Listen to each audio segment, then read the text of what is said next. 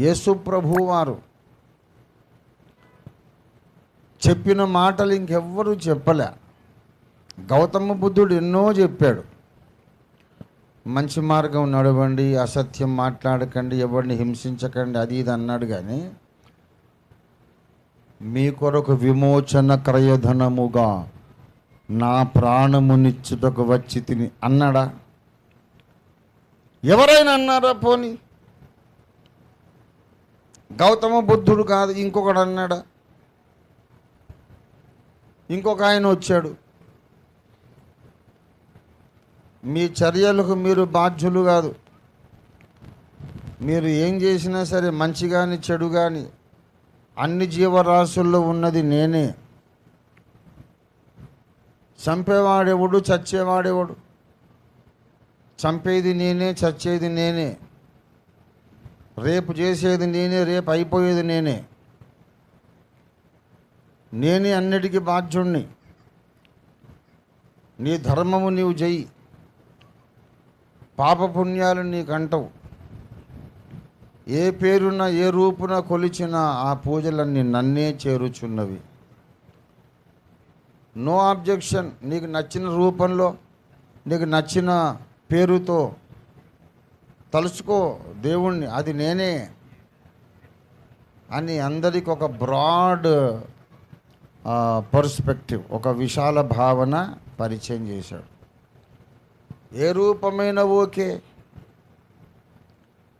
ఏ నామము అయినా మీరు పెట్టుకుంటే ఓకే, దేవుడు అనుకుంటే చాలు, అది నాకే వచ్చేస్తుంది. అంత విశాలమైన వాడిని నేను అన్నాడు. చాలా మంచి మాట అనిపిస్తుంది. నీకు ఆ మాట నమ్మితే గొడవలే లేవుగా.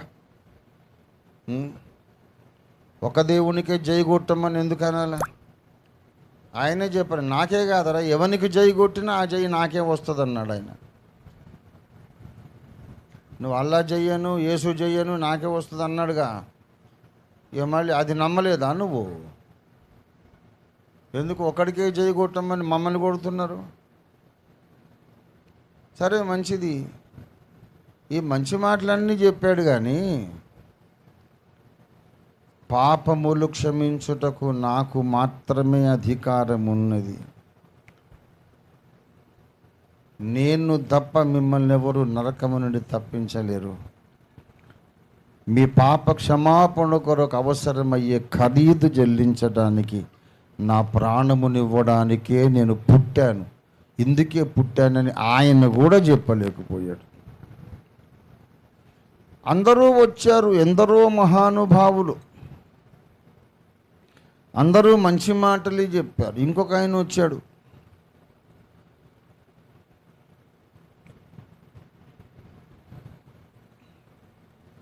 ఎందుకు వచ్చామంటే ఓ రాక్షసుడు ఉన్నాడు, వాడిని చంపడానికి వచ్చాను.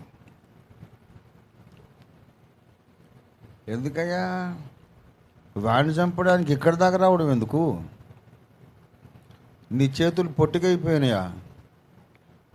నువ్వు అక్కడ దేవలోకము నుండే చేయి చాపి వాడిని చీమని నలిపినట్టు నలపవచ్చు కదా. అక్కడి నుంచి అందలేదా వాడు? ఇప్పుడు నేను ఇక్కడి నుంచి మిమ్మల్ని ముట్టుకోవాలంటే మీరు అందరూ, నా చేయి అందదు, అక్కడ దాకా దిగి రావాల. దేవుడైతే అక్కడ నుండే ఎవరినైనా ముట్టగలడు కదా.